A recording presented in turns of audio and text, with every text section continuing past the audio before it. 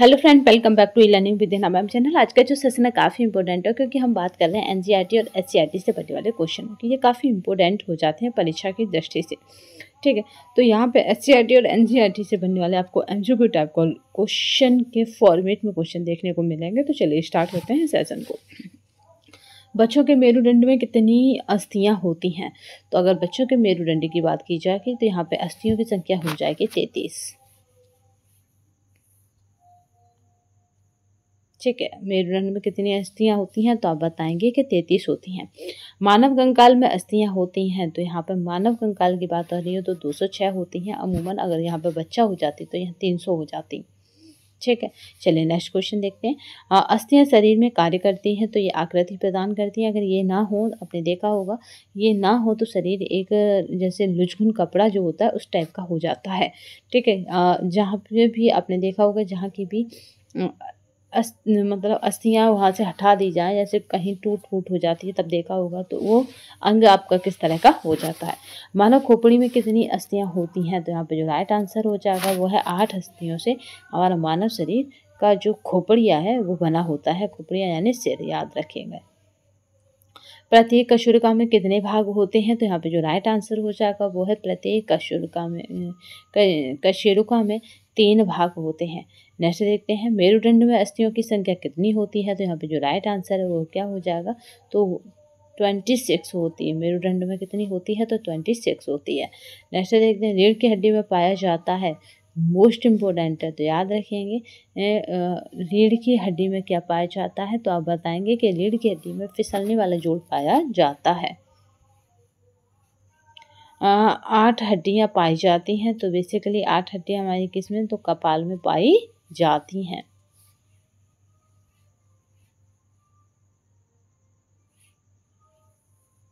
चलिए नेक्स्ट देखते हैं। यहाँ पे कूल्हे का जोड़ किस संधि का उदाहरण है? तो यहाँ पर कूल्हा टूटता है, आपको पता है, तो ये कौन सा है? तो ये है गेंद गड्ढा जोड़ संधि। तभी तो कुछ इस टाइप का होती है, वो वहाँ से खिसक जाता है कूल्हा। जो आपके पैर होते हैं, पैर से जहाँ से पैर की शुरुआत होती है वहाँ पे होता है कूल्हा। चलिए नेक्स्ट देखते हैं। ये वृद्धावस्था में बहुत जल्दी इसका मतलब गिनने से टूट जाता है। अस्थिभंग मांसपेशियों में कहाँ परिवर्तन आता है? तो जब अस्थिभंग मांसपेशियों में पूछा जा रहा है कि कहाँ परिवर्तन आता है, तो यहाँ पे जो अस्थिभंग का मतलब होता है हड्डी का टूट जाना। ठीक है, याद रखिएगा। अस्थिभंग का मतलब होता है कि आपकी जो हड्डी थी वो टूट गई है। अब पूछ रहा है कि इसमें कहाँ परिवर्तन आता है, तो भाई जब टूटी हड्डी होगी तो इसमें परिवर्तन कहाँ आएगा?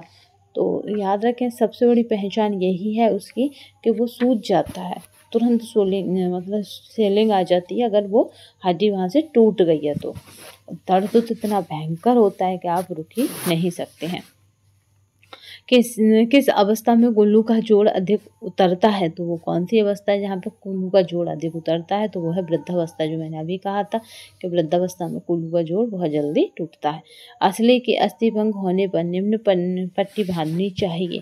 तो कौन सी पट्टी हम बांधेंगे जब असली हो जाए? तो सेंट जॉन्स झोली, जो आज मैं आपको दिखा दूंगी कि कुछ इस तरह से जो गला होता है उसमें डाल दी जाती है और इसमें से बाजू निकाल दी जाती है।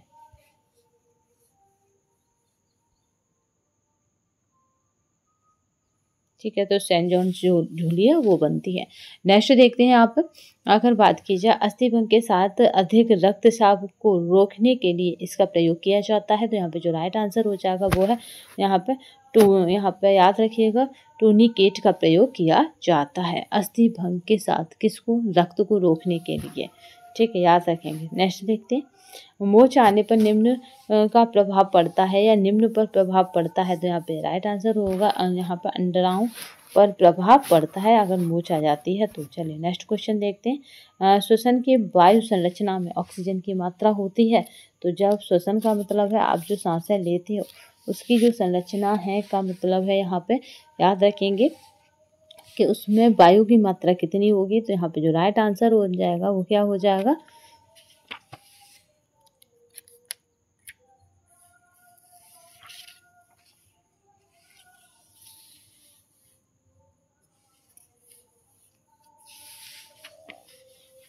क्योंकि अगर वायु की मात्रा की बात की जाएगी तो यहाँ पे श्वसन की संरचना में वायु की मात्रा कितनी हो जाती है? तो 20% यहाँ पे है।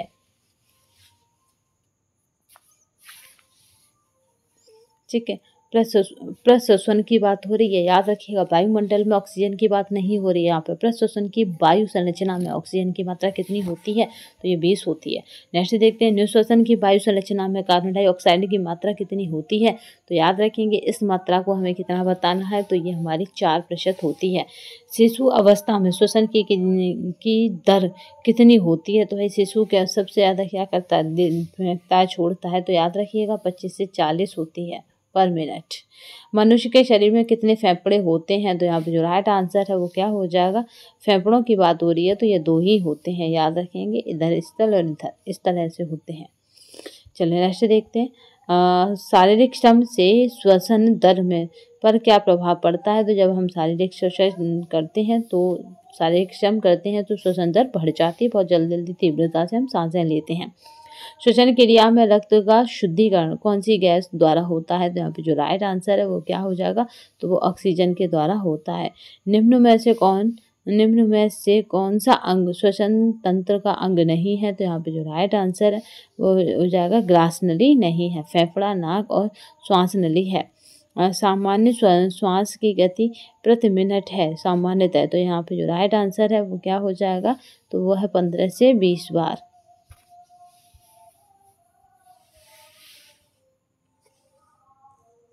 चलिए नेक्स्ट क्वेश्चन देखते हैं, यहाँ पे काफ़ी इम्पोर्टेंट है। अगर बात की जाए कृत्रिम श्वसन की क्रिया के उद्देश्य क्या है, तो हम कृत्रिम श्वसन कब देते हैं, यानी ऐसी स्थिति में कृत्रिम श्वसन दिया जाता है जब व्यक्ति सामान्य श्वसन की क्रिया नहीं कर सकता, यानी खुद से वो सांसें नहीं ले सकता, तब हम उसे कृत्रिम श्वसन देते हैं। तो ये याद रखिए श्वसन तंत्र को उत्तेजित करता है और यहाँ पे श्वसन को पुनः शुरू करना है और वक्ष पर दबाव देना है, तो यहाँ पे राइट आंसर हो जाएगा तीनों। बात करते हैं यहाँ पे सिल्वेस्टर विधि में कितने व्यक्तियों का प्रयोग किया जाता है, तो यहाँ पे जो राइट आंसर है वो हो जाएगा, याद रखिएगा 2 का। कहीं पे भी हो गए कम 8 साल के करीब, तो यहाँ पे पूछा था सिल्वेस्टर विधि किस में यूज़ की जाती है, तो याद रखिएगा मोस्ट इम्पोर्टेंट है, ये श्वसन क्रिया में यूज़ की जाती है, कृत्रिम श्वसन क्रिया में। श्वसन भी हो सकता है कृत्रिम भी हो, तो याद रखिएगा बेस्ट होगा कृत्रिम श्वसन क्रिया में यूज़ की जाती है। सिल्वेस्टर विधि में कितने व्यक्तियों का प्रयोग किया जाता है, तो 2 व्यक्ति हमें चाहिए होते हैं। नेक्स्ट देखते हैं कौन सी कृत्रिम विधि में रोगी को यहाँ पे करवट के बल लेटाया जाता है, तो वो कौन सी कृत्रिम विधि होती है, तो वो होती है लावोर्स विधि में।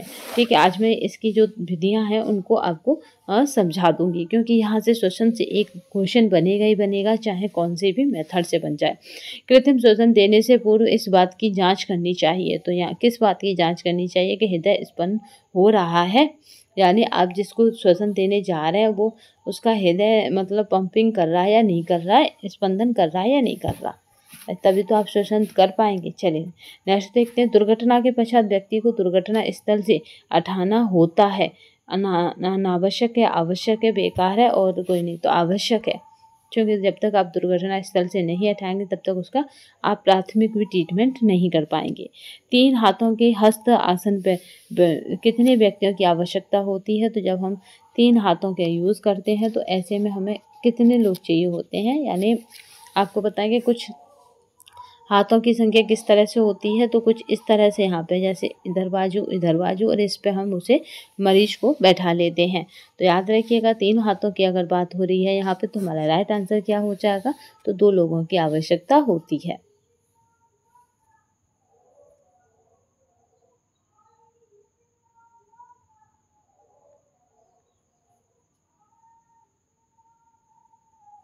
इस क्वेश्चन की दोबारा से देखिए, इसमें क्या है, दुर्घटना के पश्चात व्यक्ति को दुर्घटना स्थल से हटाना होता है, तो मतलब दुर्घटना स्थल से जब हटा सकते हैं जब उसकी हालत हटाने लायक हो, नहीं तो हमें वहीं पे ट्रीटमेंट करना होता है जहाँ पे दुर्घटना हुई है। तो यही होता है प्राथमिक शिक्षा का उद्देश्य। तो इसका आंसर ये भी हो सकता है कि जरूरी नहीं है आप उसे हटाएं, तो ये बात अनावश्यक भी हो सकती है। बूढ़े व्यक्ति को किस विधि से स्थानांतरण करना अच्छा होता है, तो यहाँ पे जो राइट आंसर है वो क्या हो जाएगा, यहाँ पे चौहस्ती विधि इस तरह से बना ली जाती है, जैसे आपने ताजिया देखा होगा। ठीक, इस पे इसे बैठा लिया जाता है। नेक्स्ट देखते हैं, रोगी की अवस्था में परिचारिका के स्नान कराने में मदद करनी चाहिए। तो यहाँ पे राइट आंसर है, जो परिचारिका को स्नान करा रही है तो उसकी मदद करनी चाहिए। तो कमजोरी में, और मतलब कब ऐसी स्थिति आती है कि जो रोगी जब वो स्नान कराए परिचारिका तो उसकी मदद करनी चाहिए, तो वह अत्यधिक कमजोरी में, क्योंकि हो सकता है कि बंदा गिर जाए। ठीक है, नेक्स्ट देखते हैं, स्पंज कराने के पश्चात रोगी को पेय पदार्थ देना चाहिए। तो यहाँ पे जो राइट आंसर हो जाएगा वो क्या हो जाएगा, तो यहाँ पे गर्म दूध देना चाहिए। नेक्स्ट देखते हैं, ठंडी सेक निम्न अवस्था में दी जाती है। तो यहाँ पे जो राइट आंसर हो जाएगा वो क्या हो जाएगा,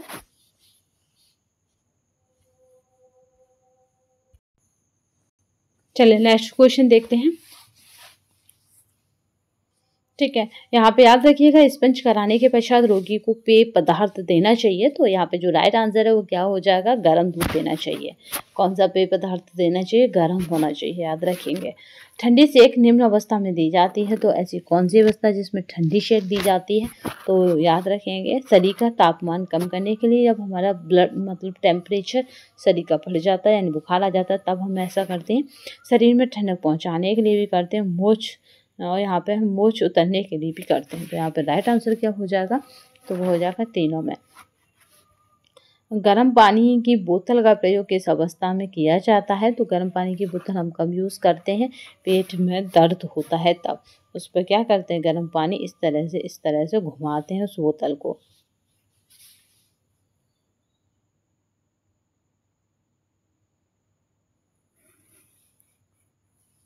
पोल्टिस बांध देने के बाद वह अंग कुछ समय के लिए रहता है। तो यहाँ पे जो राइट आंसर है क्या हो जाता है, गर्म रहता है। वो कैसा रहता है, तो गर्म रहता है।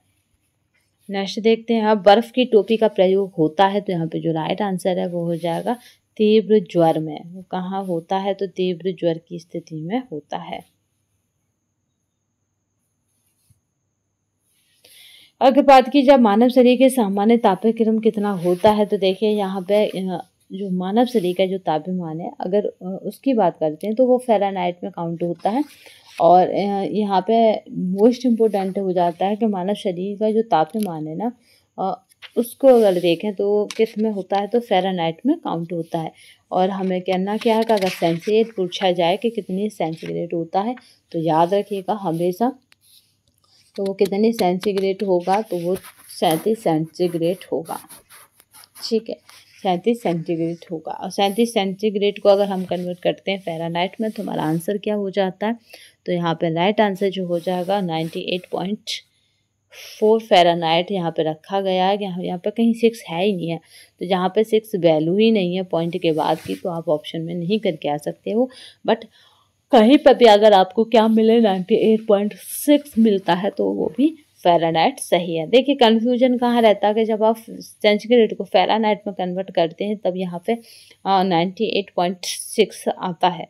ठीक है, ऐसा ही मुझे, क्योंकि मैंने एक बार करा था कि फ़ारेनहाइट को मतलब कन्वर्ट करिए किस में, सेंटीग्रेड में, और सेंटीग्रेड को कन्वर्ट करिए फ़ारेनहाइट में। तो इस तरह से यहाँ पे ये राइट आंसर क्या हो जाएगा, क्योंकि ऑप्शन के अकॉर्डिंग हम चलें तो वो हो जाएगा हमारा 98.4 फ़ारेनहाइट। एक स्वस्थ व्यक्ति का हृदय 1 मिनट में कितनी बार धड़कता है, तो यहाँ पे जो राइट आंसर है, एक बार में पूछा स्वस्थ व्यक्ति का हृदय की जो धड़कन है वो कितनी बार धड़कती है। तो याद रखेंगे कि स्वस्थ व्यक्ति की कहा जा रहा है, हमेशा क्वेश्चन के नीचे समझेंगे तो याद रखेंगे कि स्वस्थ व्यक्ति की तो 72 से 80 बार धड़कती है, कहीं कहीं पर 70 से होता है। याद रखेंगे हृदय की धड़कन किस अवस्था में सबसे अधिक होती है, तो ऐसी कौन सी स्थिति होगी जब आपके हृदय की धड़कन बढ़ जाएगी, तो वह शिशु एज में बहुत जल्दी जल्दी ये लेता है और छोड़ता है। नवजात शिशु की नाड़ी की गति कितनी होती है, तो यहाँ पे जो राइट आंसर हो जाएगा वो हो जाएगा 135 से 140 होती है।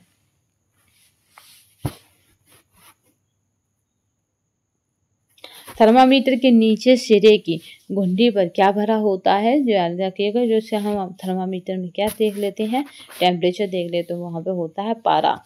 पारा भरा होता है, जिसकी वजह से हमें ये टेम्परेचर दिखाता है। स्वस्थ मनुष्य के शरीर में सामान्य तापमान होता है। तो यहाँ पर राइट आंसर क्या रहेगा, क्योंकि स्वस्थ व्यक्ति के शरीर में पूछा गया है सामान्य तापमान, तो यहाँ पे भी राइट आंसर आपका 98.4 फ़ारेनहाइट हो जाएगा। तो आज की श्रृंखला में हमने एनसीईआरटी और एससीईआरटी से बनने वाले क्वेश्चनों को देखा।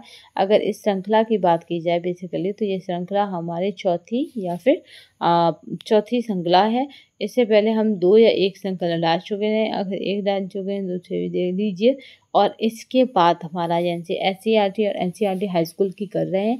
इसके बाद हम 9th क्लास की भी करेंगे, क्योंकि टीजीटी के वालों के लिए 9th और हाई स्कूल दोनों की यहाँ पे याद रखेंगे। एनसीईआरटी और एससीईआरटी बुकें इम्पोर्टेंट हैं। तो आज के सेशन में बस इतना ही। नए सेशन में फिर मिलेंगे, तब तक के लिए वंदे मातरम, जय हिंद। अगर आप हमारे सेशन पे पहली बार आए हैं या किसी भी तरह से XYZ पहली बार जुड़े हैं, तो आप हमारे सेशन को सब्सक्राइब कर लीजिएगा तथा बेल आइकन को ऑन कर लीजिएगा। और याद रखिएगा कि अब समय नहीं है, अब समय नहीं है, तो इसलिए किस्मत ना साथ दें तो तू साथ देना, यानी आपको किस्मत के भरोसे नहीं, मेहनत के भरोसे चलना है, क्योंकि मेहनत करने वालों की कभी हार नहीं होती। ठीक है, यूँ ही जय जयकार नहीं होती। तो आपको तो केवल और केवल क्योंकि क्या करना है, किस्मत देखी नहीं है, इसलिए जो देखी नहीं है तो पता नहीं, तो इसलिए बस जी जान लगा दो। ये 14 दिन का वनवास आपको 14 वर्षों तक ताड़ देगा। तो चलिए आज के सेशन में बस इतना ही। नए सेशन में फिर मिलेंगे, तब तक के लिए धन्यवाद। वंदे मातरम, जय हिंद।